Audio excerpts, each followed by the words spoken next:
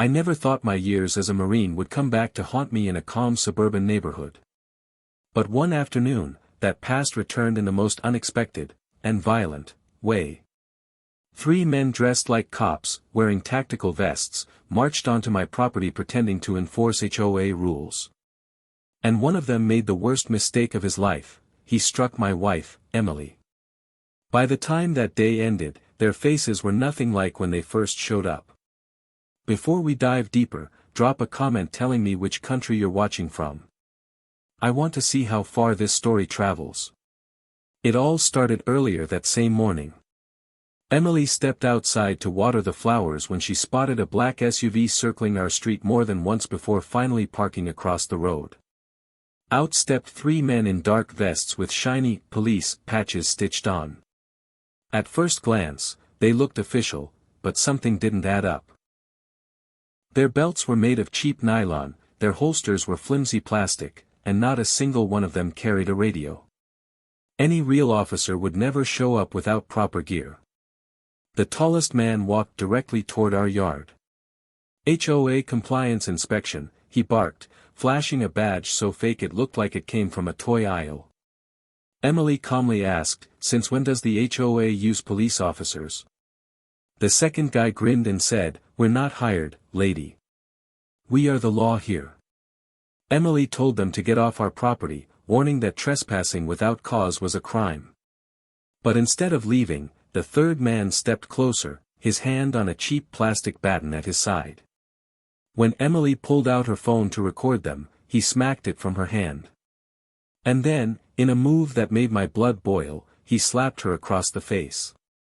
That's the exact moment I walked outside. I was in the garage, sorting through some of my old military gear, when I heard Emily shout. I rushed out and saw her holding her cheek while those fake tough guys stood there acting like they owned the place. In that instant, every bit of patience I had as a friendly neighbor switched off. Combat mode took over.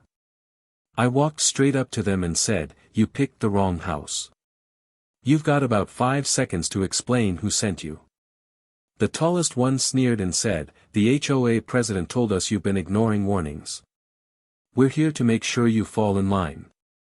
He tried to stare me down, but I've stood face to face with warlords and mercenaries.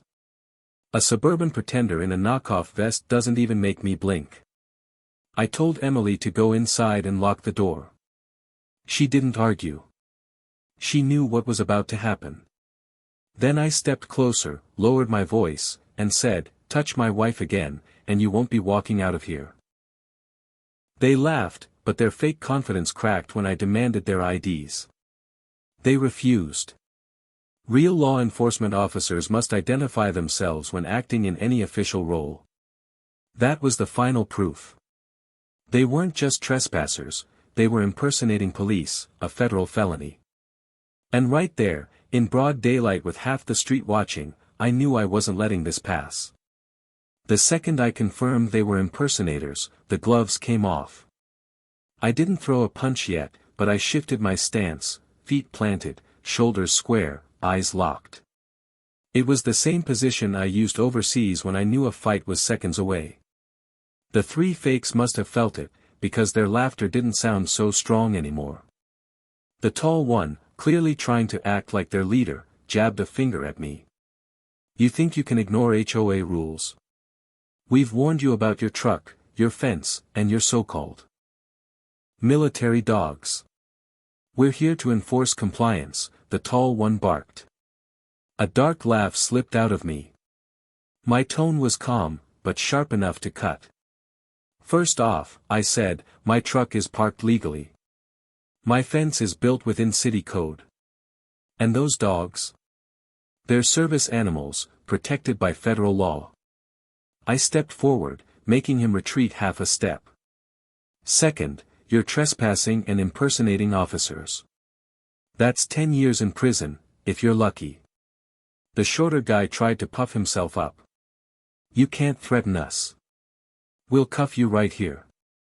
He fumbled with the Velcro on his cheap belt and yanked out a flimsy pair of handcuffs that looked like they came from a dollar store toy rack. That was the breaking point. My patience was gone. I moved fast. My left hand clamped around his wrist, twisting hard until the cuffs dropped to the ground. My right elbow snapped forward, connecting with his jaw in a clean, controlled strike. He crumpled onto the grass like dead weight, groaning in pain. The second fake cop lunged at me, baton raised. I sidestepped, caught his arm mid-swing, and used his momentum to flip him right over my shoulder. He slammed into the concrete with a thud that made the neighbors watching from the sidewalks go silent. The leader froze, eyes wide. For a second, he tried to keep up the act. "You're assaulting officers," he yelled. I stepped right into his space, close enough that he could smell the sweat and dirt on me. "No," I growled, "I'm stopping 3 criminals from attacking my wife." Big difference. That's when Emily reappeared at the door, holding her phone up this time, recording every second. "I already called the sheriff," she shouted. "They're on their way." The leader cursed under his breath and tried to make a run for the SUV. But I wasn't letting him get away that easy. I grabbed the back of his vest, yanked him off balance, and slammed him down against the hood of his vehicle. He fought to wriggle free, but the truth was obvious: he had no training, just empty confidence and a fake badge stitched onto his vest. By the time the real deputies pulled up, 2 of the imposters were rolling on the ground, holding their injuries, while the third was face down on the SUV with my knee pressing into his back. The deputies wasted no time. "Guns drawn," they shouted, "hands where we can see them." I immediately raised mine and stepped back as Emily pointed toward the 3 frauds. "Those are the ones," she said firmly. "They hit me. They pretended to be cops." The deputies quickly disarmed them, tore off their phony vests, and within minutes the truth began to spill. The so-called leader cracked first.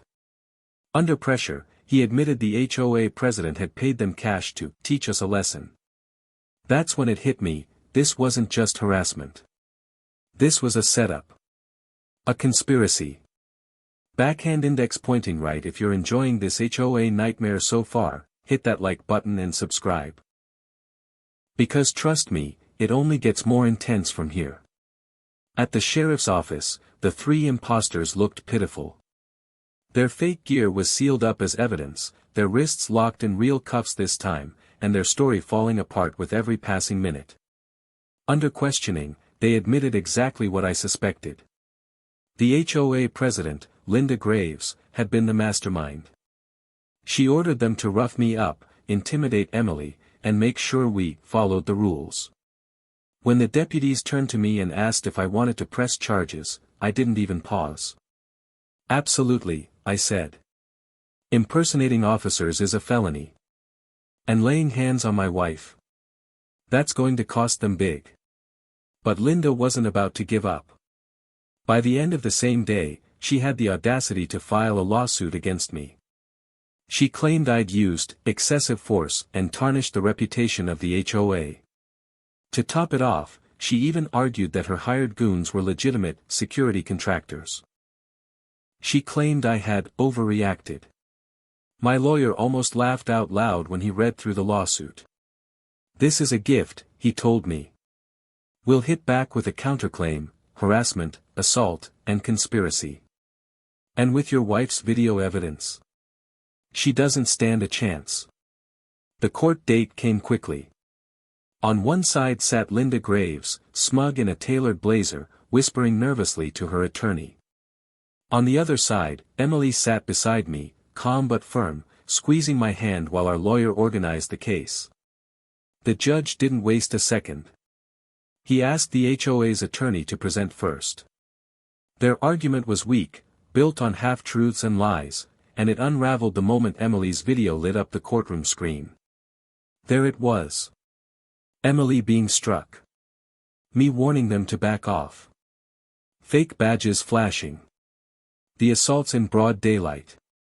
Every word, every shove, every pathetic attempt to pose as authority, captured in clear detail. The judge leaned back, unimpressed. "These men are criminals. And you, Mrs. Graves, hired them. Your case is dismissed, and you're being sanctioned for abusing this court. Our attorney rose slowly, voice steady but cutting. Your Honor, we are filing a counterclaim today: conspiracy to commit assault, intentional infliction of emotional distress, and HOA harassment.